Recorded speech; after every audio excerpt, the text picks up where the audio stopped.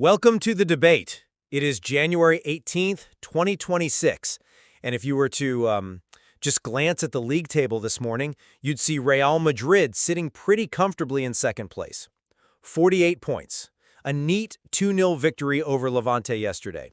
You know, on paper, it all looks like business as usual. It looks normal, but it sounded anything but. If you were actually in the Santiago Bernabéu, the atmosphere was, well, it was hostile.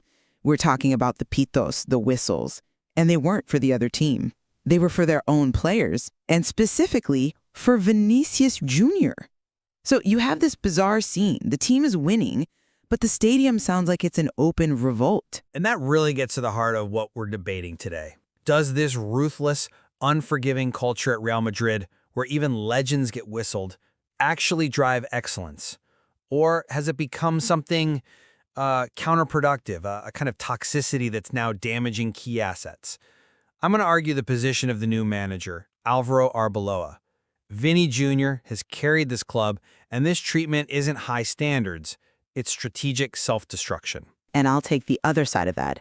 I think what we heard at the Bernabeu, as brutal as it sounds, is a necessary immune response from a club that senses a massive drop in standards. You can't view this game in a vacuum. It comes after a humiliating week, losing to Barcelona, getting knocked out of the cup by Albacete. The whistles aren't just noise. They're a tool to enforce the club's identity, which is winning, period. Okay, so let's start with the human element of this, because I think it's crucial. We're not just talking about a tough crowd. This felt targeted. The footage from Spanish TV before the match, it's hard to watch. It shows Vini in the tunnel, and he looks completely abatido. He looks dejected, broken even. He literally needs Kylian Mbappé to put an arm around him and encourage him just to get out on the pitch. It was a powerful image, I agree. It was more than powerful. It was a diagnosis of the problem. Arbeloa'S saw it, and everything he said after the match was just this desperate attempt to build a shield around him. He said, and I'm quoting, "No one should forget what Vini did here. He carried the team on his back and gave us titles." When your brand new manager has to explicitly remind your own fans that your star player is one of you, you've crossed a very dangerous line. You're not motivating him anymore. You're paralyzing him with fear. I understand the emotional argument. I do. And that image in the tunnel is, it's heavy. But we have to zoom out. This is Real Madrid. It doesn't operate like other clubs. The social contract there is simple. Win today, or you will hear about it. Arbeloa is doing what any good manager would do. He's protecting his player in public. That's his job. But the fans are also doing their job. We have to remember the context here. The team came into this match presionado, under intense pressure. Why? Because they'd just been embarrassed, knocked out of the Copa del Rey by Albacete. But does a loss to Albacete justify eating your own young? At Madrid, yes. Losing to Albacete isn't just a loss. It's seen as an identity crisis, a lack of respect for the badge. You add the Supercopa loss to Barcelona a few days before, and the fact Xabi Alonso just got fired on Monday. The whole ecosystem is in turmoil. The fans aren't whistling Vini because they suddenly hate him. They're whistling the leaders of the team because the team failed. And Vini is a leader. It's not personal malice. It's a demand for accountability. Okay, let's pick up on that idea of an ecosystem in crisis. You say the whistles are a correction. I'd argue it's more like an autoimmune disease. The body is attacking its own healthy cells. Just look at what Arbeloa did. It wasn't just words. He gave a tactical command that shows you how deep the problem is. He said, "I will demand that my players look for him." Think about that for a second. He's trying to reestablish the attack through his main guy. That's normal. No, it's more than that. He has to order his team to pass to their best player. Why? Because the atmosphere is so toxic that they might subconsciously start avoiding him to protect him, or maybe themselves, from the crowd's anger. Arbeloa is trying to build Vini's confidence back up because the stadium has completely shredded it. You can't be the fearless, unpredictable player Arbeloa wants you to be if your own supporters are just waiting for you to make one mistake. That pressure doesn't create excellence. It creates mediocrity. That's a fair point. In theory. But let's look at what actually happened in this match. Did the team fall apart? No. They won 2-0. And who scored? Not Vini. It was Mbappé and Raúl Asensio. So you could argue that the hostile environment did exactly what it was supposed to. It forced a reaction. It forced other players to step up and take responsibility. If the Bernabéu had been all warm and fuzzy after the Albacete disaster, where's the urgency? You think fear drove that win? I think the atmosphere is a stress test. And even Arbeloa admitted it to a degree. He said he respects the crowd because their high standards encourage players. He accepted the protest. He didn't say the fans were wrong to be angry. He just tried to steer the anger away from Vini. He gets it. Comfort can lead to complacency. Maybe Vini was dejected. Okay. But the team as a whole responded to the pressure. The mechanism, as harsh as it is, actually worked. The mechanism worked feels like a very generous reading of a 2-0 win against Levante. You're ignoring the long-term cost. You're burning your best asset to keep the house warm for one night. So what if they won this one match? The relationship between that player and those fans is now damaged. Arbeloa is having to say things like, he will continue to be one of us for a long time. He's fighting a narrative that the fans are rejecting him.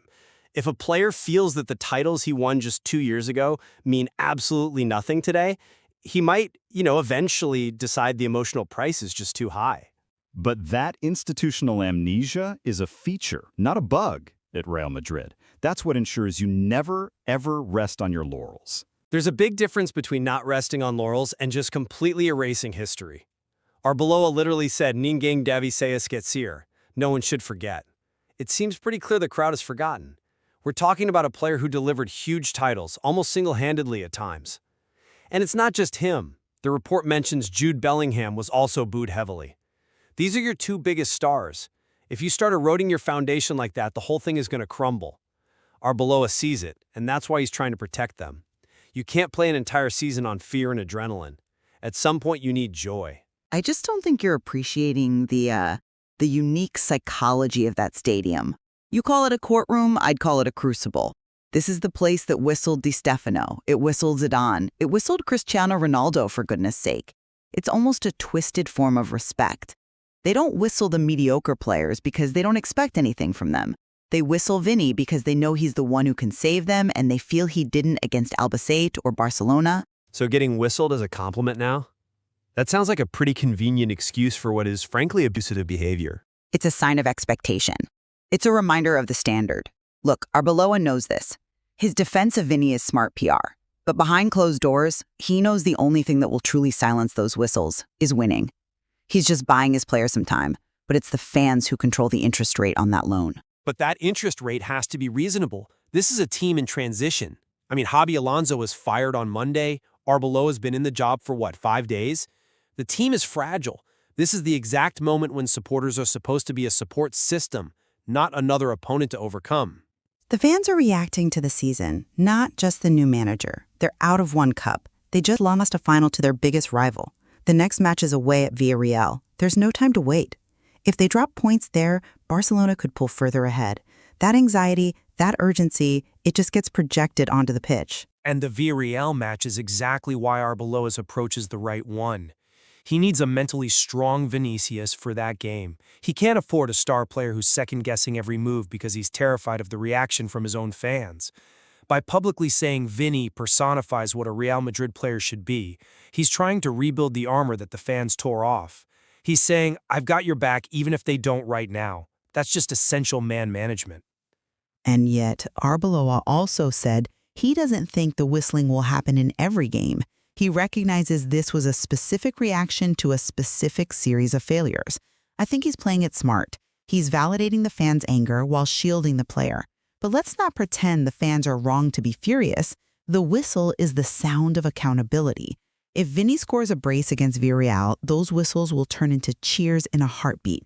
It's not personal. It's a transaction. How is it not personal when it starts before the game even begins?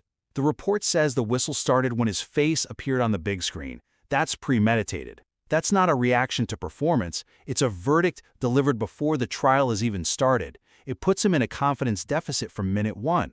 That's why Mbappé had to step in. A home stadium should be a fortress, not a place where you're guilty until proven innocent. Maybe in an ideal world, yeah. But the Bernabéu is a courtroom. That's its nature. And honestly, the fact that Mbappé and Asensio scored suggests the team can still function in that environment. Maybe Vini was dejected, but the collective survived. The hostility forced the rest of the squad to focus. I doubt they would have had the same sharp edge if the stadium had been cheering them on after the Albacete disaster. I just don't buy that fear is a sustainable fuel. It burns you out. Arbeloa is thinking long-term. He's trying to protect his asset for the next 5 years, not just the next 5 minutes. He's trying to remind everyone that Vini is special because he's unpredictable, and you can't have that quality without the freedom to fail. And you can't have freedom if you're paralyzed by fear. And I'd argue it's that very unpredictability that infuriates fans when it fails. But I will concede Arbeloa's defense of him was incredibly strong. He put his own credibility on the line. Exactly. He's being a leader, he's absorbing the pressure himself, he's making an appeal to memory in a stadium famous for having amnesia. True, but he's also brand new. He has to establish his own authority, and if he ties his fate so closely to Vini and the results don't come, that crowd will turn on him just as fast. That tooth-and-nail defense is noble, but it's a huge gamble. It's a necessary gamble. What's the alternative? Throw Vini under the bus? He'd lose the dressing room in a day. He has to back his players, because they're the ones who have to go out and win the matches. At the end of the day, his future is tied to Vini's.